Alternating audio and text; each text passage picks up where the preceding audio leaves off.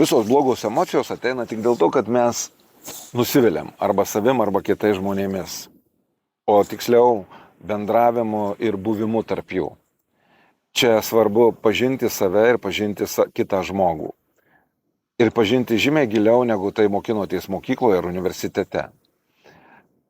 Būtent neurolingvistinio programavimo praktiko kursas, kuris yra beje sertifikuotas, padeda žmonėms gauti visą psichologinių žinių koncentratą tam, kad giliau pažinti, kaip žmogus mąsto, kaip jisai priima sprendimus, jo giluminius motyvus komunikuojant ir suprasti, kaip galima gauti geresnį rezultatą iš bendravimo. Nesvarbu, kur tai būtų, ar jūsų versle, ar dirbant su kitais žmonėmis.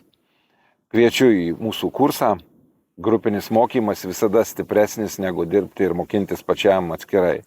Iki pasimatymo.